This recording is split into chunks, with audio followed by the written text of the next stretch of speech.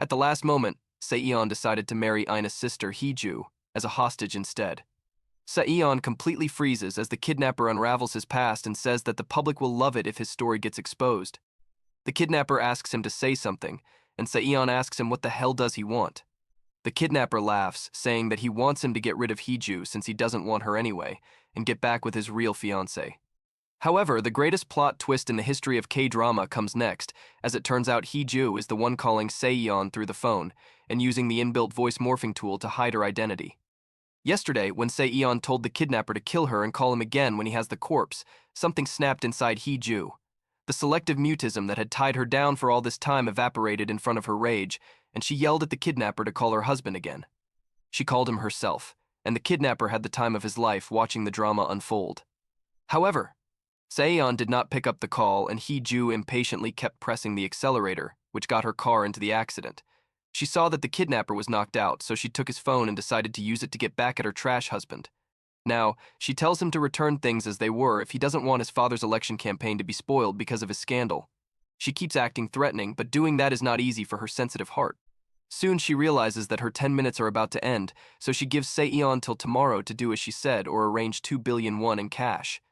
However, Saeon retaliates, telling the kidnapper that he can deal with any news about him in an instant, and it will be no big deal getting rid of the blackmailer too. He says that he won't agree to the stupid demand of abandoning his wife, and that shocks Heeju. She asks him if he even knows that his wife was in mortal danger last night and she couldn't even beg for her life, but he just told the kidnapper to call him when there was a body.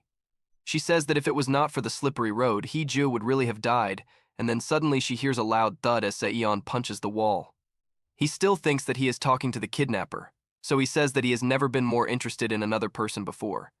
He promises that he won't get him arrested but catch him and deal with him personally. Heeju is confused, but then she sees that her time limit is up, so she hurriedly cuts the call. She doesn't understand what Saeon meant just now, and wonders if he fell for her trap. As she comes out of the washroom, still shaky from the call, she finds Saeon just around the corner. She tries to tiptoe away from him, but he spots her and takes her to a room nearby.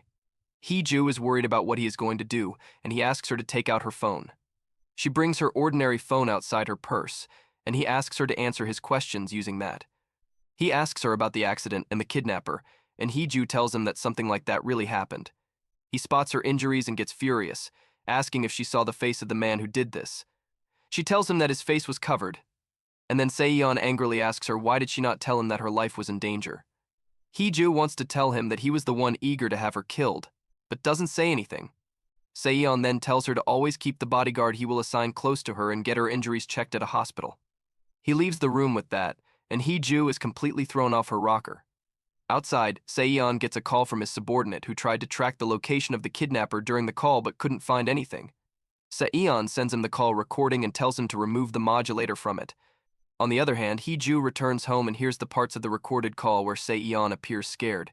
She laughs to herself and then thinks that he got angry because he considers her an object and he didn't like anyone else touching her. However, she decides that she doesn't care about what he likes or dislikes. Just then, Saeon comes there, and Heeju hides the phone inside her purse in a hurry. He asks for her car keys and reaches out to her purse, so she panics and quickly covers it. She then gives him the car keys, wondering what he wants with them, but as she realizes that her voice may be recorded on the dash cam, she becomes worried and rushes downstairs.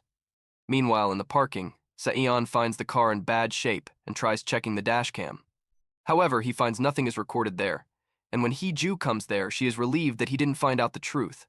Suddenly, a biker comes right towards her, and Saeon pulls her to safety. He lashes out at the biker, who just apologizes and leaves. Saeon then tells Heeju that he will get her a new car, but she won't need to use it as she is going to stay at home from now on. She tells him that she wants to keep working, and he tells her to have a bodyguard with her at all times.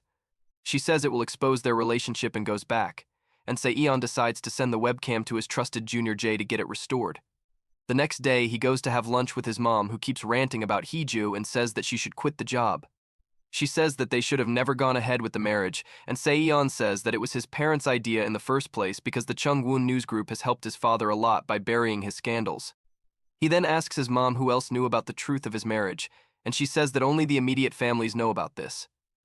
Saeon thinks that the only person who could have tipped off the kidnapper is Ina, and he decides to ask his mom for some advice because she is also a negotiation expert and a criminal psychoanalysis master.